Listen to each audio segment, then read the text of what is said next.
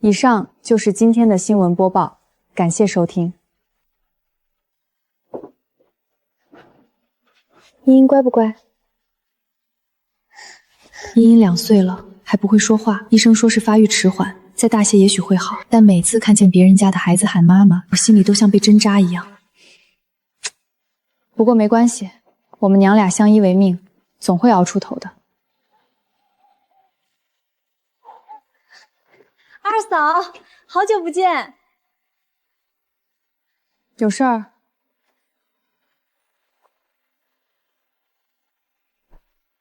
二嫂，那个我要进县城找工作，你能不能借我3块钱？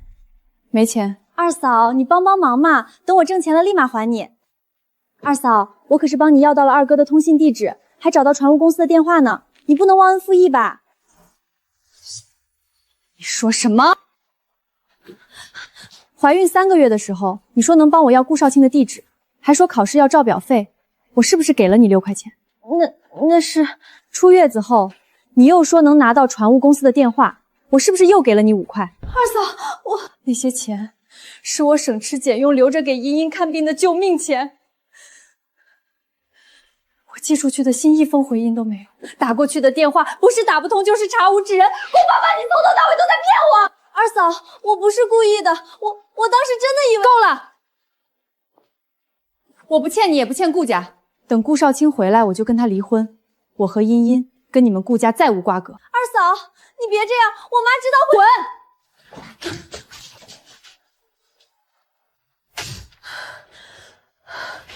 滚！3年了，一封信，一个口信，1分钱都没有。顾少卿，你到底是死是活？你知不知道你还有老婆孩子？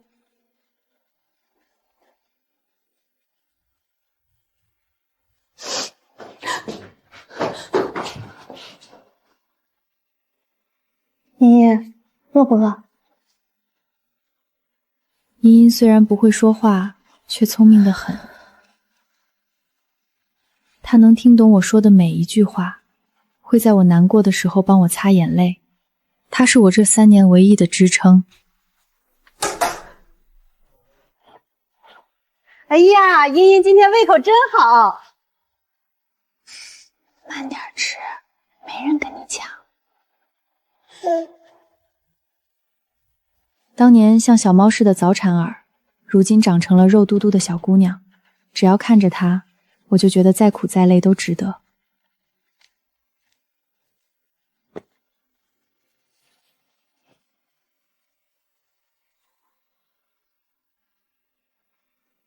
茵茵，长高了不少啊。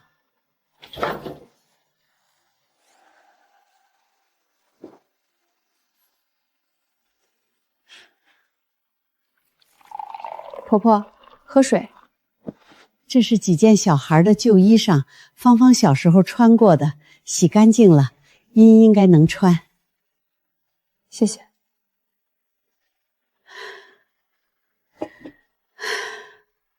你一个人带孩子不容易。习惯了。少卿那边还是没消息？没有。当初你走的时候，我是被气糊涂了，信了那些闲话。当初那些谣言传得沸沸扬扬，说茵茵不是顾家的孩子。婆婆虽然没有当面骂过我，却也对我越来越冷淡，里里外外的活都让我一个人干。我知道她不是存心害我，只是心里憋着一股火，全撒在了我身上。可那些日子的委屈，我一辈子也忘不了。妈，我不怨你，我只是累了。我就是来看看孩子，不打扰你工作了。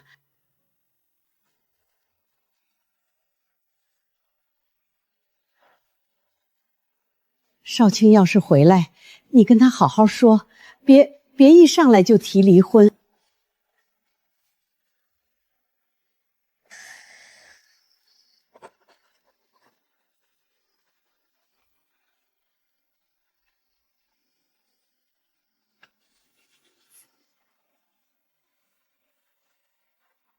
顾少卿，这个名字曾经让我心跳加速，如今却只剩下陌生和疲惫。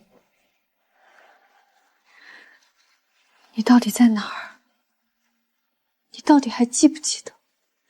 你还有老婆孩子。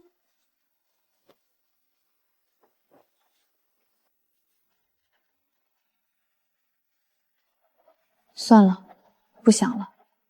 明天还要早起上班，日子还要过下去。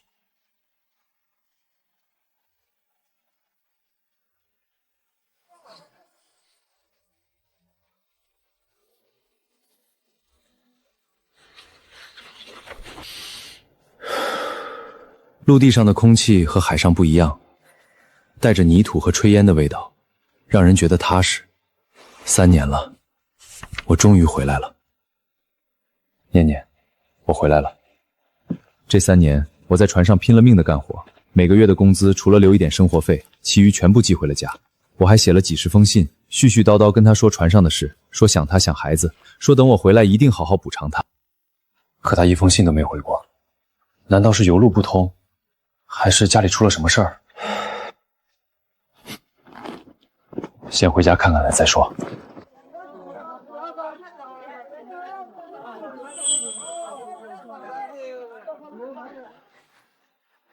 料子软软的，颜色也好看，媳妇儿皮肤白，穿这个肯定漂亮。老板，这件裙子怎么卖？哟，看你这身是跑船的吧？这件裙子12块，料子好着呢，你媳妇儿穿上肯定好看。有没有媳妇儿的照片？我帮你挑挑更合适的。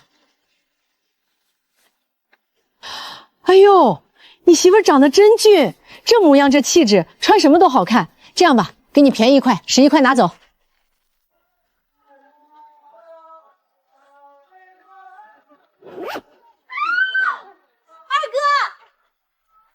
二哥，你回来了，怎么不跟家里说一声？妈知道了，肯定高兴坏了。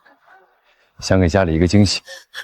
少卿，真是少卿，瘦了黑了，在外面受苦了吧？没有妈，船上吃的好着呢。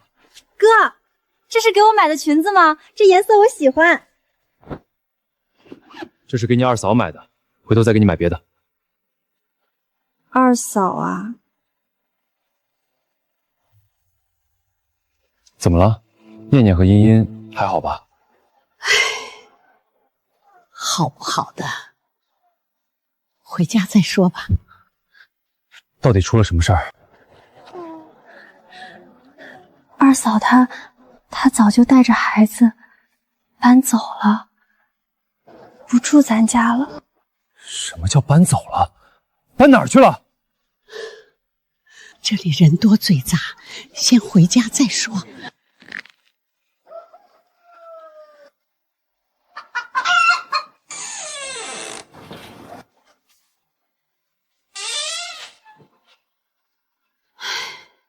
二哥，我知道你心疼二嫂，可有些事儿，你得有个心理准备。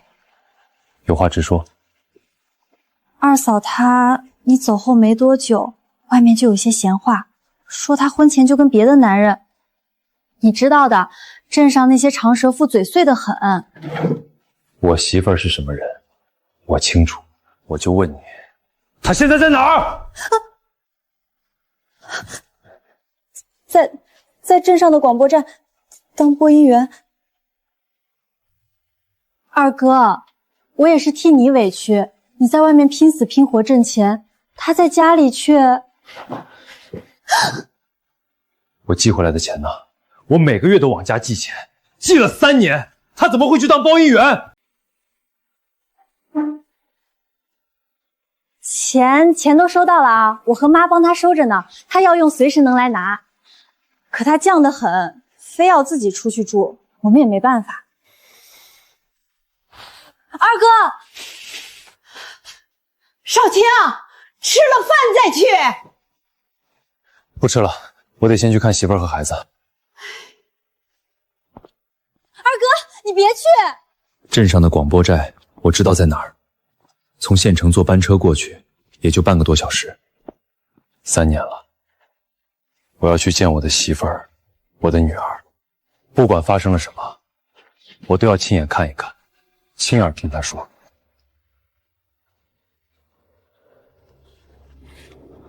念念，你和茵茵这3年到底怎么了？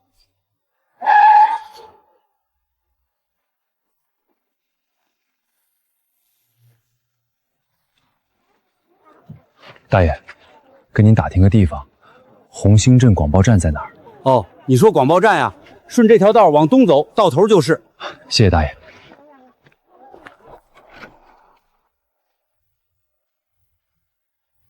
3年了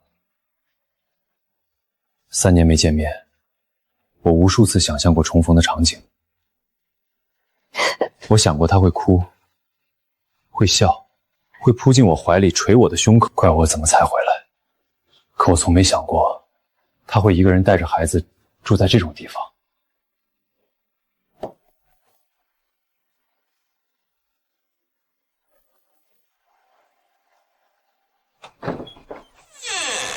你找谁？我找苏念。哦，小苏啊，她住最东边那间，这会儿估计是去食堂打饭了。你等一会儿就回来。谢谢您。念念，我该怎么开口？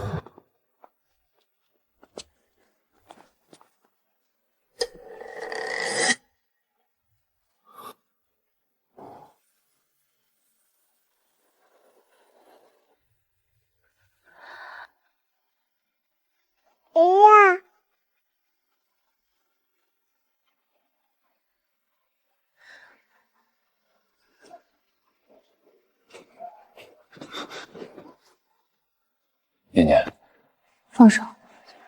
你看看我。顾少卿，你回来了。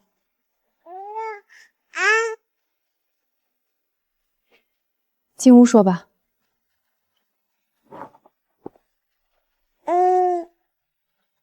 这是茵茵。茵茵，爸爸回来了。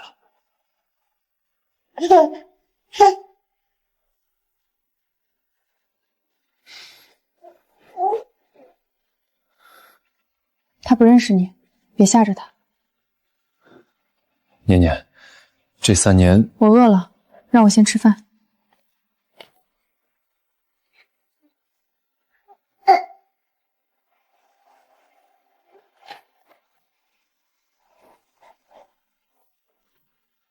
有话就说吧。你为什么搬出来住？不搬出来，难道等着被人指着鼻子骂？谁骂你了？这个问题你应该去问你家里人。我寄回来的钱呢？你收到了吗？什么钱？我每个月都往家里寄钱，寄了3年，信也写了几十封，你没收到。顾少卿，你觉得我会信这种话吗？3年，1封信都没有，1分钱都没有，你现在跟我说你寄了钱，寄了信。你看，这是汇款单的存根，每一张我都留着。20块，1个月20块，3年就是700多块。3年了，我和茵茵省吃俭用，1分钱恨不得掰成2半花，他却告诉我家里1分钱都没给过我。这些钱你寄到哪里了？寄到家里啊，顾家，我妈收的。我没收到过1分钱，也没收到过1封信。不可能，芳芳跟我说钱都收到了，是你自己不肯用，非要搬出去住。她还说什么？说我生的孩子是别人的。谁说的？你妹妹说的，你妈也信了，整个镇子都在传，说我苏念是个不要脸的女人，怀着孩子嫁到顾家，丢尽了你们顾家的脸。茵茵是我的女儿，谁敢说她是别人的孩子？现在说这些有什么用？3年了，顾少卿，整整3年。你知不知道我是怎么熬过来的？茵茵早产的时候只有3斤多重，医生都说不一定能活下来。我一个人在医院守了7天7夜，连口热饭都吃不上。出院的时候身上只剩下2毛钱，连回家的车费都不够。你知道茵茵为什么2岁了还不会说话吗？因为她早产伤了身子，一直体弱多病。我带她看过多少次医生，花了多少钱，你知道吗？我不知道，念念，我真的不知道。不知道就算了，反正我也不指望你了。这是离婚协议书，我早就写好了，就等你回来签字。离婚？对，离婚。茵茵归我，我不要你1分钱，从此以后咱们两不相欠。我不离。念念，这里面肯定有误会，你让我查清楚，查清楚再说好不好？查什么？查3年前的事情，人证物证都没了，你查得清楚吗？我能查清楚，那些钱我都有存根，那些信我都有底稿，我一定能查清楚是谁在背后搞鬼。给我1个月时间，就1个月，如果到时候我还是查不出来，你要离婚我就签字。3年了，我早就不抱任何希望了。可是看着他眼底的焦急和愧疚，我心里的某个角落还是隐隐动摇了。他虽然不会说话，可我知道他在想什么。他想要爸爸，虽然从未见过，可他一定听别的小朋友说过，别的小朋友都有爸爸妈妈。1个月后你查不出来就给我签字，以后也别再来找我们。好，一言为定。我去住招待所，不行，3年没见他们娘俩了，我要守着他们。汇款单的存根我看过了，确实是真的。如果他说的都是真的，那这3年的钱和信到底去了哪里？是婆婆私吞了？不对，婆婆虽然对我冷淡，但她今天来送衣服的时候，看起来并不像是有钱的样子。那会是谁？顾芳芳。当初是她说能帮我要到顾少卿的地址，我给了她6块钱。后来又是她说能拿到船务公司的电话，我又给了她5块钱。可那些信全都石沉大海，那个电话也从来没打听过。难道每一张的收款人都写着蔡君花，地址是顾家的地址？可婆婆说过，她没收到过多少钱，家里的日子一直紧巴巴的。那这些钱到底去了哪里？我去县城的邮局查汇款记录，还要去船务公司问问那些信的下落。下面请听本台记者王宇的报道。本台消息，本台记者李静的报道。一整天，我都有些心不在焉。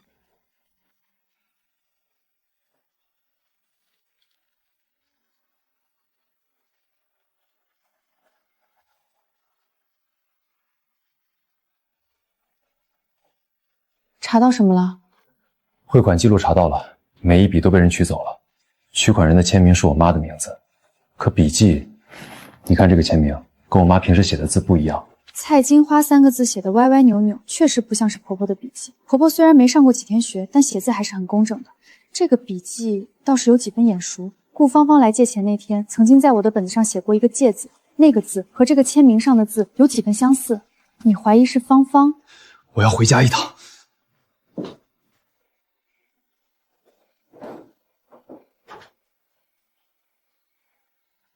爸爸出去办事了，晚点回来。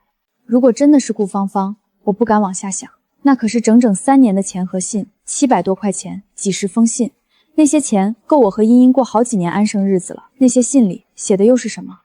我忽然很想知道顾少卿这3年到底在信里写了什么，是想我的，还是根本就是些场面话？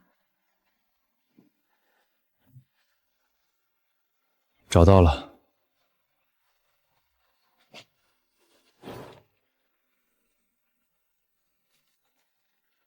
念念，见字如面。船今天刚出港，我就开始想你了。也不知道你在家里过得好不好，有没有吃饱穿暖。妈的脾气你是知道的，刀子嘴豆腐心，你别跟她一般见识。我这次出海大概要3个月，等我回来就申请休假回家陪你。对了，我寄了20块钱回去，你收到了记得买点好吃的，别省着。想你，顾少卿。1975年3月15日。1975年3月15日，那是他走后不到1个月。我还记得那个时候，我天天盼着他的信，盼着他的消息，可日子一天天过去，什么都没有。我以为他不要我了，我以为他后悔娶我了，原来他一直都有写信，一直都有寄钱，只是这些东西从来没有到过我手里。念念，你怎么不给我回信？我寄了好几封信了，一封回音都没有。船上的老师傅说，陆地上的信有时候会丢，让我别着急。可我还是担心你，你是不是生我的气了？还是家里出了什么事？下次靠岸我去打个电话回家，你要是方便就去镇上的邮局等着。真的很想你，顾少卿。第3封、第4封、第5封，每一封都写着想我，问我好不好，问我收到钱没有，问我为什么不回信。越往后的信，字迹越潦草，语气也越焦急。我不知道那是海水还是眼泪。念念，这是我写的第47封信了。如果你还是不回，我就当你不想理我了。可我还是放不下你。等我这趟船回去，我就回家找你。不管你要不要我，我都要亲眼看看你。顾少卿1977年9月20日。47封，他写了47封信，我一封都没收到。这些在哪儿找到的？芳芳的房间里，藏在她床底下的箱子里，用一把锁锁着。果然是他。他怎么说？他还想抵赖，说这些是他帮忙收着的，怕你弄丢了。可汇款单上的签名是他仿的，取款记录也对得上，那些钱全被他花了。36张，每张20块，整整720块钱。这3年，我和茵茵吃糠咽菜，省下的每一分钱都掰成2半花，而他却拿着我们的救命钱去挥霍。原来那些地址和电话根本就是假的，他压根就没帮我联系过顾少卿，他从头到尾都在骗我。他为什么要这么做？我问了我妈，我妈说芳芳一直觉得家里偏心，把什么好东西都给我。她看不惯你嫁进来就有人伺候，觉得你凭什么过好日子，所以她就劫了我的信和钱，到处说你婚前就不干净，她想让你过得不好，想让你被赶出去。原来当初那些话也是他传的，我一直以为是镇上那些长舌妇嚼禾根，没想到始作俑者竟然是自己的小姑子。你妈呢？她知道这些事儿吗？她不知道。我把那些信和汇款单摆在她面前的时候，她整个人都傻了。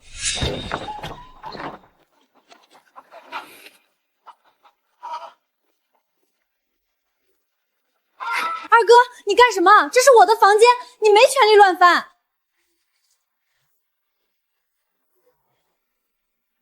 钥匙在哪儿？那是我的私人物品，不给看。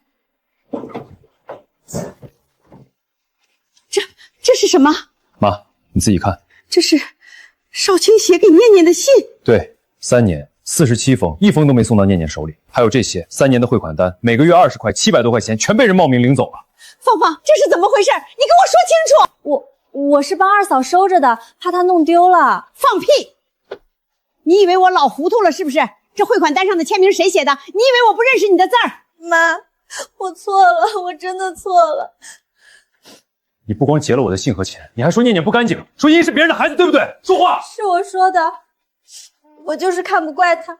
凭什么她一嫁过来就有人伺候，我在家里累死累活的，连件新衣裳都穿不上，毁了我媳妇儿孩子的日子。我以为你不会回来了，我以为……你以为什么？你以为你做的事没人知道？你以为我媳妇儿会被你欺负一辈子？700多块钱你花哪儿去了？买衣裳了，买首饰了，还有一些给了。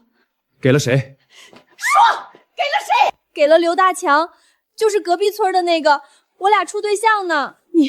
你真是要气死我！你拿你哥的钱去养汉子。刘大强他说喜欢我，说要娶我，我就想对他好一点。这些我带走，给我媳妇儿看。芳芳，这件事我不会就这么算了。那些钱你一分一分的还，还不上就拿东西抵。你个死丫头！念念，对不起，我不知道会变成这样。我以为我寄了钱寄了信，你和孩子在家里会过得好好的。我以为……我知道了。那离婚的事儿，这3年我恨过他，怨过他，以为他是个薄情寡义的男人。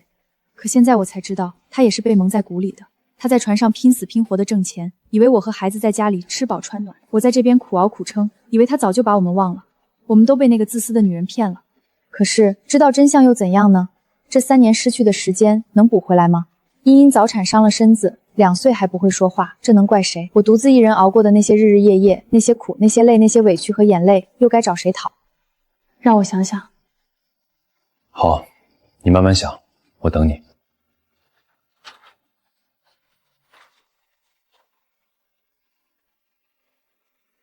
你当初为什么不自己把信寄到镇上？为什么要寄到家里？我哪知道会出这种事儿？再说，船上寄信不方便，每次靠岸就那么几天。我想着寄到家里，让我妈转交给你，省事儿。我妈也是被蒙在鼓里的。今天看见那些东西，她差点没晕过去。那些话，你信过吗？我从来没信过。我知道你是什么样的人。结婚那天晚上，你是清白的，我比谁都清楚。茵茵是我的女儿，流着我顾少卿的血，谁敢说她是别人的孩子，我跟谁急。光你信有什么用？外面那些人可不这么想。那些人算什么东西？他们爱怎么想怎么想，跟我有什么关系？念念，我只在乎你怎么想。3年了，我知道我欠你一句对不起。3年的伤痛，不是1、2句话就能抹平的，我需要时间。念念，念念，妈，你这是干什么？念念，是我对不起你，是我这个老婆子瞎了眼，听信了那些混账话，让你受了这么多苦。我不是人，我连畜生都不如。我的孙女，我可怜的孙女，2岁了还不会说话，都是我害的。茵茵，奶奶的乖孙女，奶奶对不起你。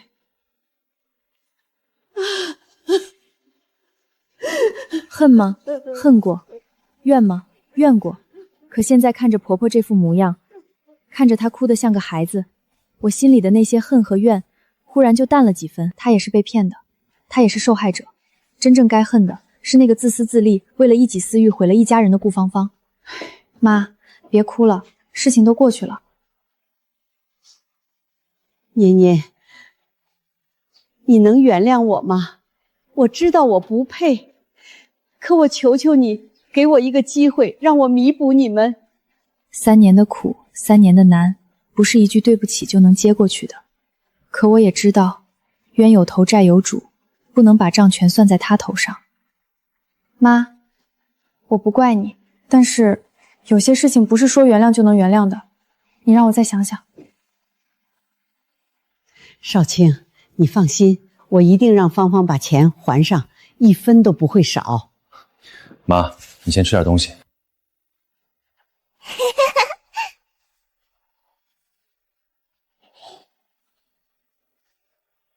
念念，这2年我在家里日日夜夜都睡不安稳，总觉得对不起你，对不起孩子，可我又拉不下脸来认错，只能一次的找借口来看看你们。我这心里头天天都在滴血。那天送旧衣服来，其实是想跟你道歉的，可话到嘴边又咽了回去。我这辈子最后悔的事儿，就是听信了那些话，把你和茵茵推出了家门。这是我这些年攒下的一点私房钱，不多，就30多块，你拿着，给茵茵买点好吃的，拿着，这是我这个当奶奶的心意。你要是不收，我心里更过意不去。等芳芳那边的事情处理好了，你们要是愿意，就搬回家住，家里地方大，茵茵也有院子可以玩，再看看吧。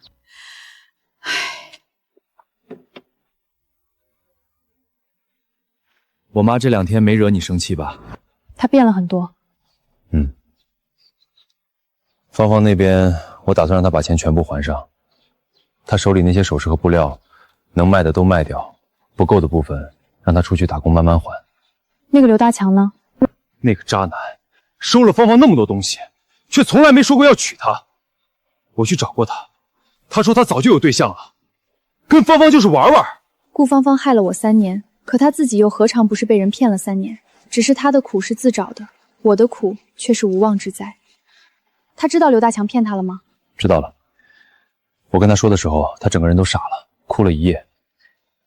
不过这不是他能被原谅的理由。他害了你和茵茵，这笔账我不会就这么算了。说实话，我不知道该怎么面对顾芳芳。恨她，当然恨，可恨又有什么用呢？那3年的苦已经吃了，那些失去的日子也回不来了。我只想让她还钱，然后从此再不相见。二嫂，二嫂，我错了，我真的错了。你打我骂我都行，求你别跟我二哥离婚。你知道你错在哪儿了吗？我不该劫你的信和钱，不该说你坏话。你不光劫了我的信和钱，你还害得我女儿早产，害得她2岁了还不会说话。怀孕7个月的时候，我听见隔壁邻居在说我的闲话，说我肚子里的孩子是别人的。我又气又急，当天晚上就见了红。后来茵茵早产，只有3斤多重，在保温箱里躺了半个月才捡回一条命。医生说他的身体可能会比别的孩子弱，发育也会慢一些。所以你现在跟我说你错了？你知道我这3年是怎么过来的吗？你知道我一个人带着孩子有多难吗？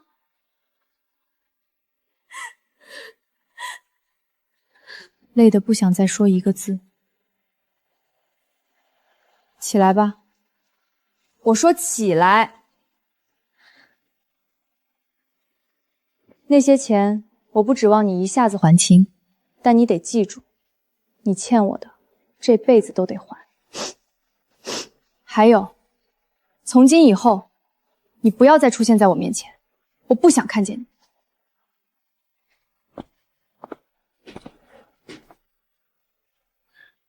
你没事吧？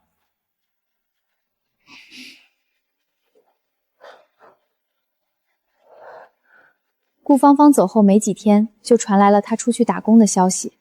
听说她去了县城的纺织厂，当了一名党持工，工资不高，但管吃管住，每个月能攒下几块钱。婆婆来县说，芳芳发了第1个月的工资，就托人带回来5块钱，说是先还给我的，700多块钱，按这个速度还，不知道要还到什么时候。但我不在乎，我在乎的不是钱，而是一个态度。只要她记得自己欠我的，我就满足了。至于能不能原谅她，那是以后的事儿。现在我只想把日子过好。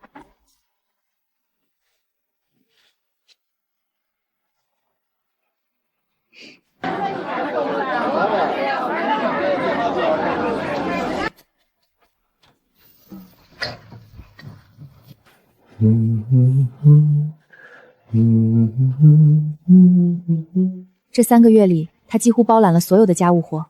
我每天只需要去播音室上班，其他什么都不用操心。一开始我还有些不习惯，毕竟这3年来我都是一个人扛着所有的事情，忽然有人帮忙分担，反而有些手足无措。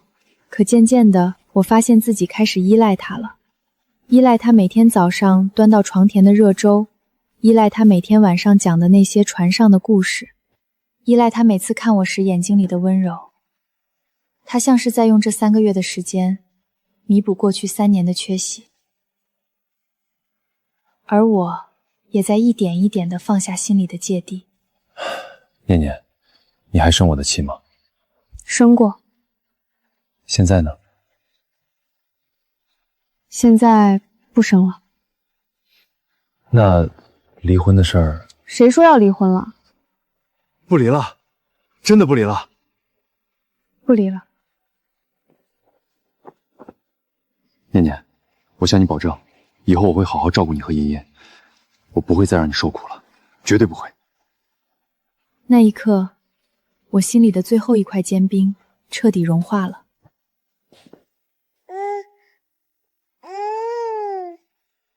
同志，这个布娃娃多少钱？1块5。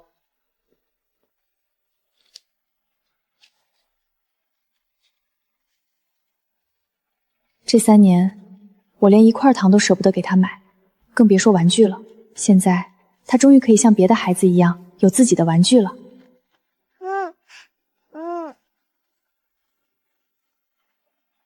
这就是我想要的生活，一家人在一起，平平淡淡，简简单单，不需要大富大贵，只要能这样走下去，就够了。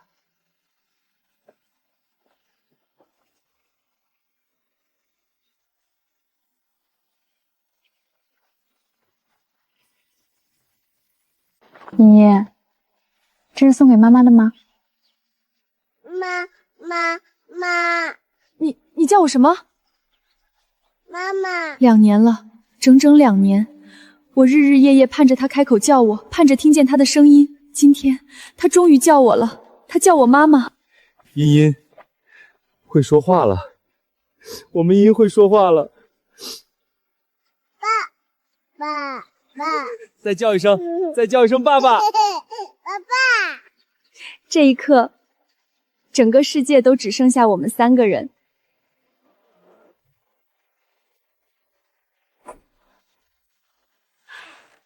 茵茵，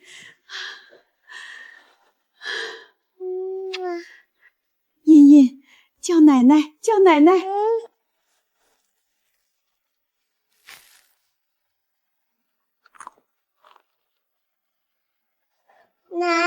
奶奶。乖孙女，奶奶的心肝肉。这才是一家人该有的样子。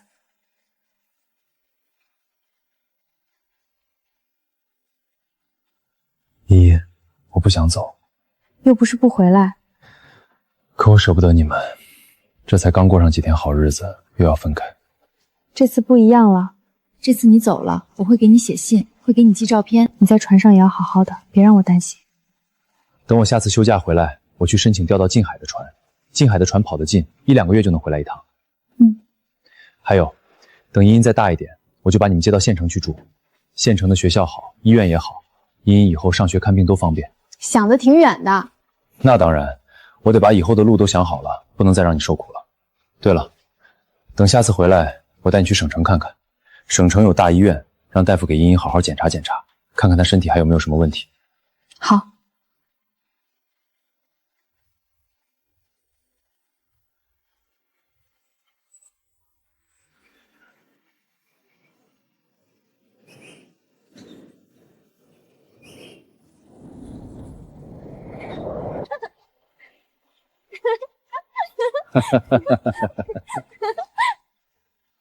那个梦很美。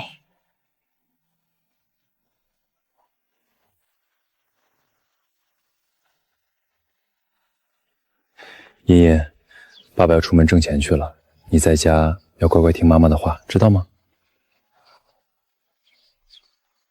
爸爸回来。爸爸一定回来，等爸爸挣了钱，给茵茵买好多好多玩具，好不好？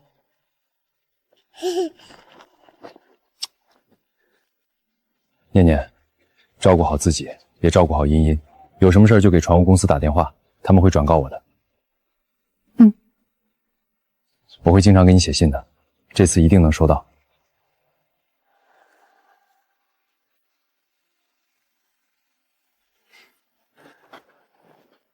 等我回来。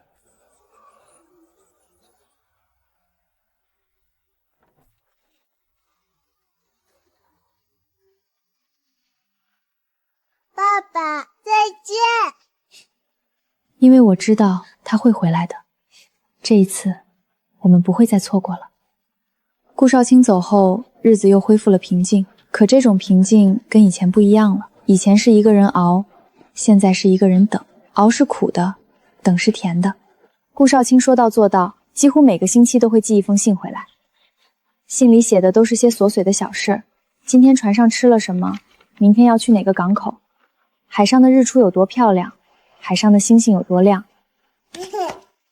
他还在信里画画给茵茵看，画小鱼，画海鸥，画大轮船，虽然画得歪歪扭扭的，但茵茵每次看见都乐得直拍手。我也会给他回信，告诉他茵茵又学会了什么新词，告诉他镇上又发生了什么新鲜事，告诉他我很想他。每次写完信，我都会让茵茵在信纸上按一个小手印。顾少卿回信说，他把那些手印都剪下来贴在床头，每天晚上都要看一眼才能睡着。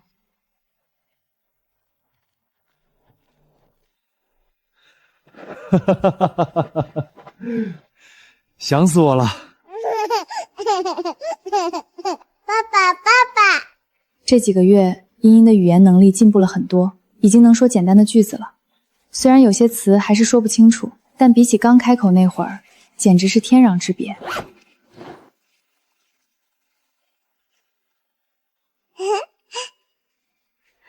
这是我第一次用这么好的东西。这是这半年的工资，除了留下船上的生活费，其他的都在这儿了。怎么这么多？我接了几趟远洋的活，补贴多。还有，船上的伙食好，我没怎么花钱。对了，我跟船务公司申请了，下半年调到近海的船去。虽然工资低一点，但1-2个月就能回来一趟，能多陪陪你们。那你以后我就跑近海，不跑远洋了。等再过几年攒够了钱，我就下船，找个岸上的活干。到时候咱们一家3口天天在一起，谁也不分开。念念，我不会再让你一个人了。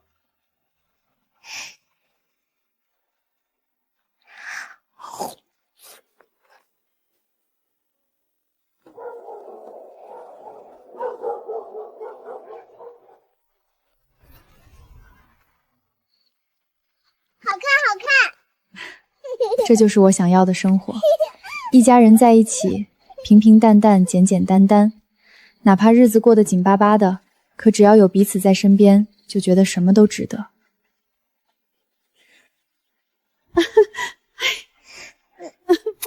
我的乖孙女，奶奶可想你了，快让奶奶看看又长高了没有。奶奶，茵茵想你。好，好，好，奶奶也想你，天天都想。这才是一家人该有的样子。如果3年前就是这样，该有多好。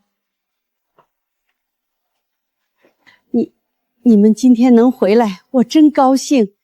妈，好孩子，妈以后一定好好带你，再也不让你受委屈了。过去的事情已经过去了，我不想再计较，只想往前看。顾芳芳没有出现，听婆婆说她在县城的纺织厂过年不放假，走不开。其实我知道她是不好意思来见我，不过没关系，不见也好，有些人能不见就不见吧。年后，顾少卿又走了。这次他没有去远洋，而是调到了近海的船上。果然像他说的那样，1、2个月就能回来一趟。虽然每次回来都只能待几天，但比起以前动不动就3年杳无音讯，已经好太多了。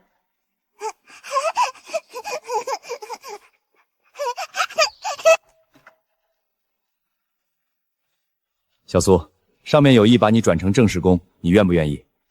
愿意。从那以后，我就成了红星镇广播站的正式播音员，每个月工资涨到了15块。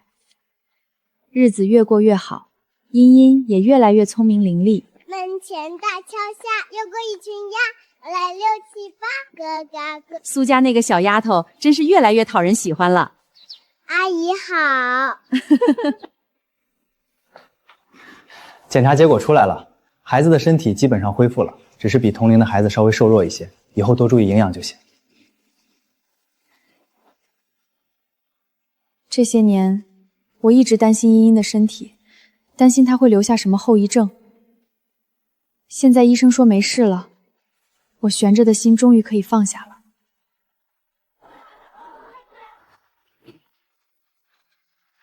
妈妈，爸爸，我上学啦！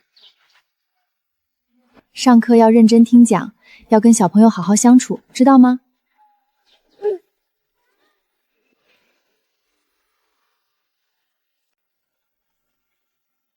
茵茵长大了。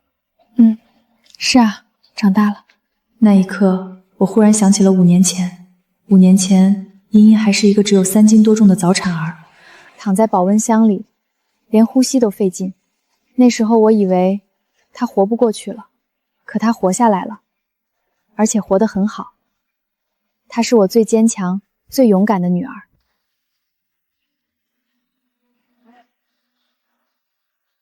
茵茵上学后，我也在县城找到了新工作。县里的广播站正好缺人，听说我在镇上干过播音员，二话不说就把我要了过来。工资比镇上高，每个月有20块，还有各种福利。顾少卿那边也传来了好消息，他在船上表现出色，被提拔成了大副，工资涨了不少。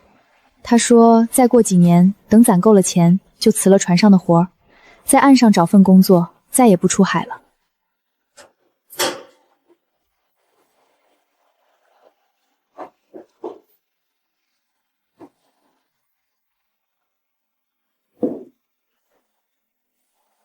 念念，当年是我瞎了眼，让你受了那么多苦，你不记我的仇，还肯认我这个婆婆，我这辈子都感激你。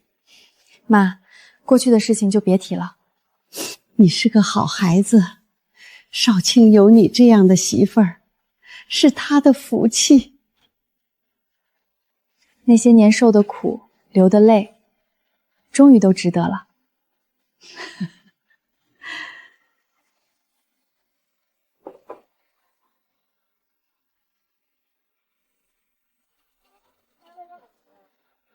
1985年，茵茵10岁了，顾少卿终于攒够了钱，辞了船上的工作，在县城开了一家小小的杂货铺。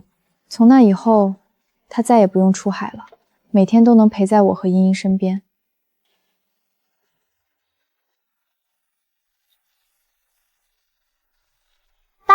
妈，等这棵树结果了，我要摘给你们吃。好，好，这日子越过越好了，我也放心了。你以后就搬来跟我们一起住吧，家里地方大，住得下。不用了，老家那边还有几亩地，我舍不得。那就让妈隔三差五来住几天，想家了再回去。这样好，这样好。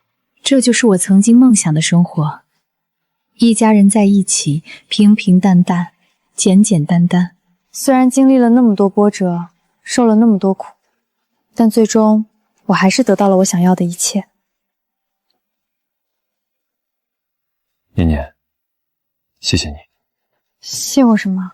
谢谢你没有放弃我，谢谢你给了我茵茵，谢谢你愿意跟我过一辈子。说什么傻话呢？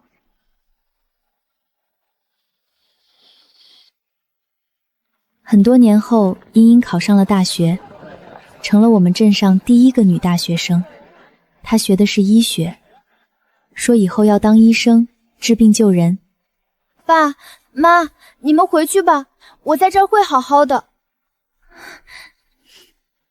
好好照顾自己，有什么事儿就打电话回来。妈，我会想你的。傻丫头，又不是不回来了，哭什么？行了行了，别腻腻歪歪的了，赶紧进去吧，别误了报到。爸，你也要照顾好自己，少喝酒，少熬夜。知道了知道了。爸妈再见。我的女儿长大了，她曾经是一个只有3斤多重的早产儿，2岁还不会说话，身体弱得像一阵风就能吹倒。可她一步一步地走过来了，越走越稳，越走越远。如今她要去追寻自己的梦想了。走吧，回家。可我不害怕，因为我知道，不管这条路有多长，他都会陪着我走下去，就像这些年一样。